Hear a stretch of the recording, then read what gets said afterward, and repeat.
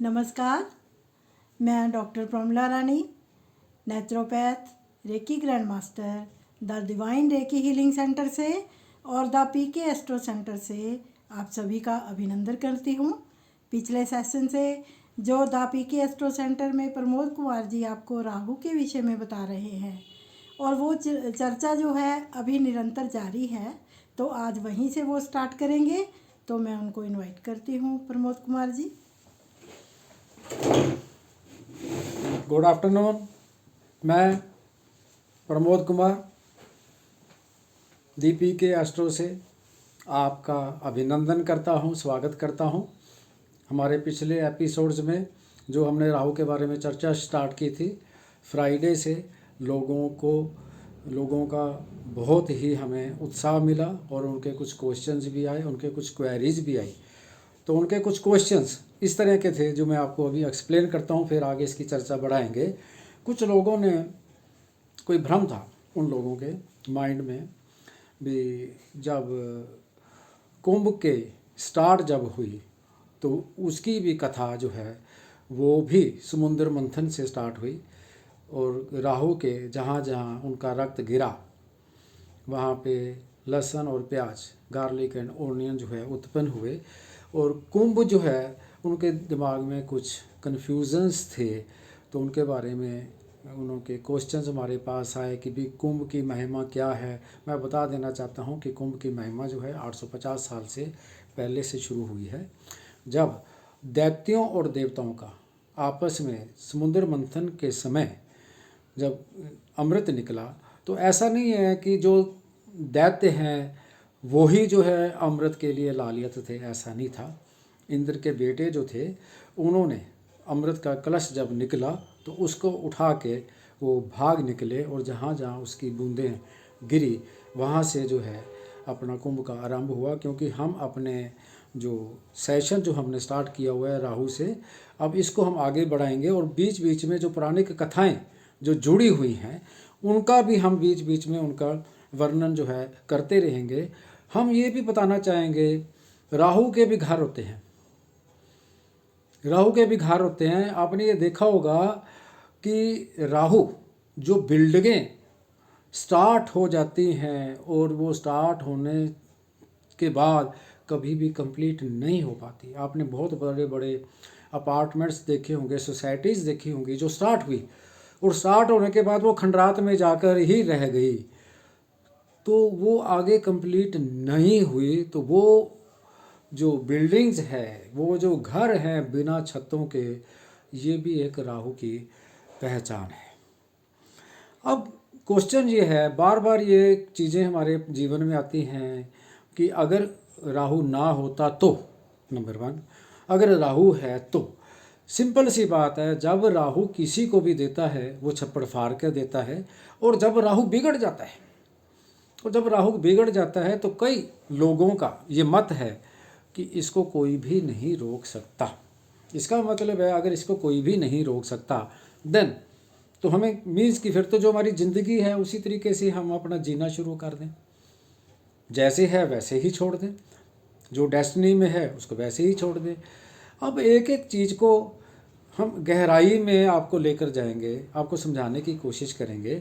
राहु और केतु क्या हैं? दो नॉड्स हैं, दो एक्सिस हैं जो अपोजिट डायरेक्शन में घूम रही हैं और दोनों ही एक्सिस जो हैं, दोनों ही 180 डिग्री की पावरफुल जो है उस तरीके से वो जो घूम रहे हैं, अब वो बैकवर्ड की तरफ जा रहे हैं और वो बहुत ही पावरफुल है। They are very powerful, they are very strong. अब उनका हमारी अर्थ के भी ऊपर भी इम्पैक्ट पड़ता है। ऐसा नहीं है कि राहु और केतु का इम्पैक्ट जो है वो हमारे उस पर इम्पैक्ट नहीं करता, वो हमारे जीवन में, हमारी धरती पे, अर्थ पे भी इसका जो है इम्पैक्ट पड़ता है। जैसे हमारे सूरज ग्रहण, चंद्र ग्रहण का भी हमारी ज़िंदगी में इम्पैक्ट है, इसी तरीके से हमारी ज़िंदगी में भी कई बार ग्रहण लग जाते हैं अचानक, सडननेस। अब राहु का एक बहुत बड़ा ही पेक्युलर स्वभाव है। वो पेक्युलर स्वभाव क्या है? या अर्श पे या फर्श पे, एक पालना की तरफ है, या ये ऊपर लेके जाएगा या ये बिल्कुल नीचे गिरा के ले जाएगा। अगर ऊपर लेके जाएगा तो ये हाइट पे लेकर जाएगा, अगर आपको नीचे गिरा देगा तो वो भी आपको नीचे ही गिरा देगा। इसका बीच वाला कोई रास्ता नहीं है, ऐसा कोई समान रास्ता नहीं है, स्ट्रेट लाइन मीन्स की नहीं है, ये सडननेस से लेके आता है। अब हमारी जीवन में radio, wireless, mobile, internet, airlines, physicians, researchers, stock exchange market, जो हमारी गैम्बलिंग से साथ जुड़ी हैं, मेडिसिन्स, ड्रग्स, ये सारी राहु की देन है। क्या हम इसको छोड़ सकते हैं? It is not possible. कैसे हम इनके बिना कैसे हम अपना जीवन व्यतीत कर सकते हैं? और राहु का हर घर में अपना इम्पैक्ट है। राहु का हमारे जो 12 कुंडलियों के जो खाने हैं उनमें भी इनका इम्पैक्ट है। अब रिसर्चर्स ने रिसर्च की, उन्होंने इसको, किसी ने इसको क्रूअल कहा, किसी ने इसको पापी कहा, परंतु क्रूअल की बात अभी हम नहीं करेंगे, इसको हम पापी की बात ज़रूर करेंगे कि इसमें एक सेपरेटिव इम्पैक्ट ज़रूर है। इसको क्या बोलते हैं? राहु का जो इम्पैक्ट है ये सेपरेशन कराता है। और आपने ये भी देखा होगा, किसी के डिवोर्स केसेस अगर चल रहे होते हैं, अगर वो राहु का पीरियड चल रहा होता है तो उसी पीरियड में, राहु के पीरियड में लोगों का डिवोर्स हो जाता है। वो तब होता है जाके अगर 7th हाउस की कुंडली में 3 मैलेफिक स्टार्स का इम्पैक्ट हो। राहु की अंतर्दशा और महादशा में सेपरेशन हो जाती है, बट आप ये देखिए कि राहु बंधक कारक भी ग्रह है। ये जरूरी नहीं कि उसमें डिवोर्स ही होगा, ऐसा नहीं है। राहु, वीनस और चंद्रमा ये क्या है? ये नेचुरल स्टार्स हैं फॉर मैरिज, बंधक ग्रह हैं, बंधक कारक ग्रह हैं। मीन्स कि जब भी हम अपनी शादी के बंधन में बंधते हैं तो वो राहु के पीरियड में ही, नेचुरल पीरियड है, जब दशा अंतर्दशा उनकी चल रही होती है। तो जब बच्चे जवान हो जाते हैं तो उनका जब ये पीरियड, मैरिज का पीरियड, यूजुअली इसको 25 से 27 साल का जो शुक्र का पीरियड कहा जाता है, अगर उसमें अंतर्दशा अगर राहु की हो जाती है या आ जाती है किसी के जीवन में, तो उस समय उनकी मैरिज होती है। अब मीन्स की जॉब, कई लोग हमारे पास क्वेश्चंस करते हैं कि गुरुजी, हम गुरु जी नहीं हैं, लोग संबोधित करते हैं। मैं अपने आप को गुरु नहीं कहना चाहता। I want to be student, because मेरे अंदर जो है लर्निंग एप्टीट्यूड है। गुरु का पद तो बहुत ही गरिमा और उच्च पद है, परंतु मैं अभी स्टूडेंट्स की तरह से आप लोगों से भी सीख रहा हूँ, आप लोगों से भी मैं लर्न कर रहा हूँ। अब जिन लोगों की जॉब्स नहीं लगती, अब राहु का अंतर पीरियड आ गया तो उसी राहु के पीरियड में ही लोगों की जॉब लगती है। अब हम समझने की कोशिश करते हैं राहु को हमारे जीवन में, मीन्स कि क्या हम उसकी एग्जिस्टेंस है। और जब वो, ये ज़रूरी नहीं कि वो ये हमें बुरा ही इम्पैक्ट देगा, ऐसा नहीं है। राहु का इम्पैक्ट बहुत अच्छा भी होता है।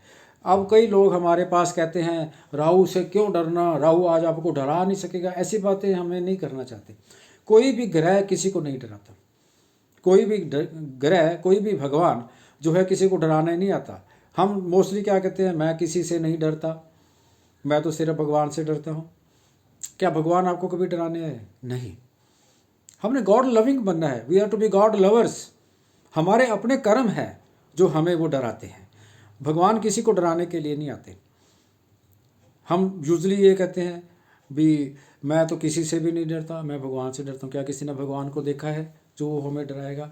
परंतु यस, राहु के पीरियड में लोग जो हैं अंडर फियर रहते हैं। Most of the people remains under fear में रहते हैं। फीवर मेरे मुंह से निकला वो भी ठीक है, बल्कि निकल गया मेरे मुंह से फीवर, क्योंकि राहु जो है क्रोनिक फीवर भी देता है। जब कई बार के लोगों को फीवर हो जाता है और फीवर का पता ही नहीं चलता, टाइफाइड है, मलेरिया है, कोई भी टेस्ट अगर करा के आते हैं, परंतु फिर भी फीवर होता है लॉन्ग पीरियड्स के लिए। इसका भी मैं आपको रेमेडी अभी बताने वाला हूँ कि जब हमारे पास लॉन्ग टर्म के लिए फीवर होता है, कोई भी डायग्नोज नहीं होता, तो उसका हमने क्या ट्रीटमेंट करना है।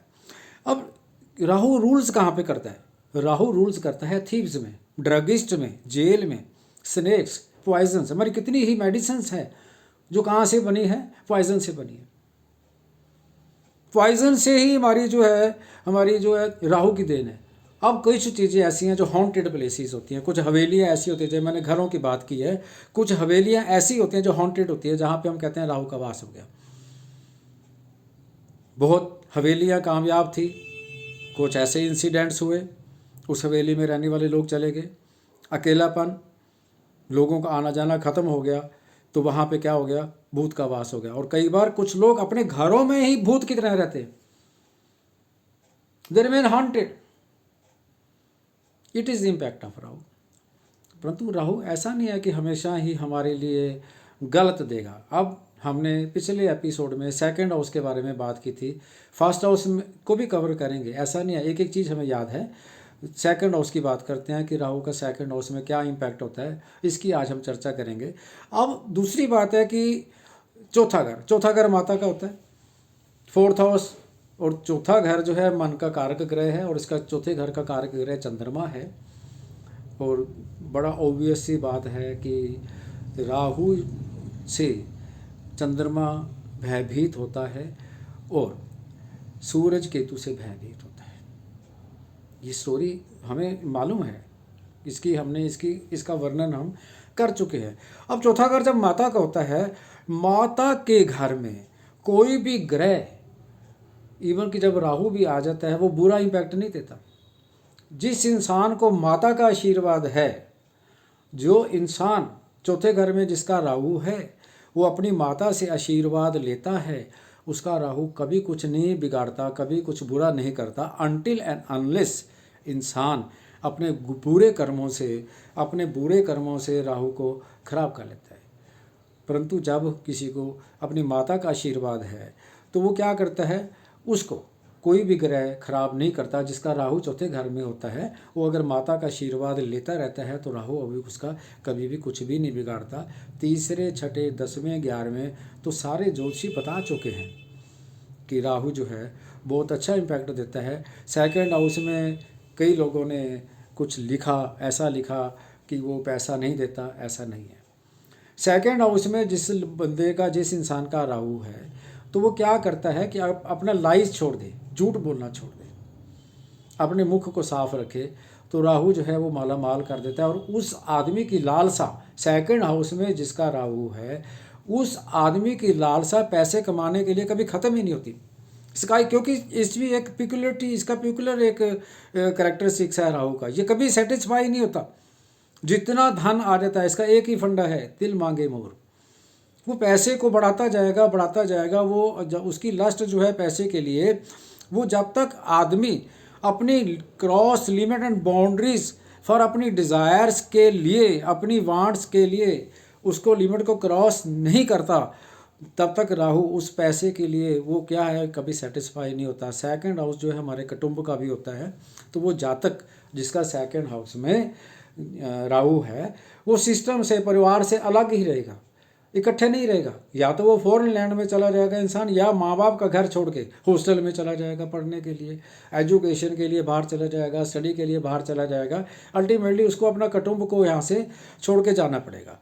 राहु को, राहु जिसका सेकंड हाउस में होता है, उनका जीवन क्या होता है, there life is like kings, राजे महाराजे की जिंदगी जीते हैं, और they are always happy in foreign land. Second house Rahu की बात कर रहे हैं। और मैंने ये भी बताया था, सेकंड हाउस क्या होता है, सेकंड हाउस हमारे गले का, हमारा थ्रोट चक्र है। जब भी हमारे गले में, आइज़ में, टीथ में कोई भी अगर कोई प्रॉब्लम हो जाती है राहु के बैठने के कारण, कई लोगों को देखा है सेकंड हाउस में राहु जो है स्पीकिंग प्रॉब्लम दे देता है, उनकी जो वाणी है वो हार्श हो जाएगी, मैनिपुलेटेड, अगर वो उनकी जो बातें होगी वो मैनिपुलेट करने वाली होंगी।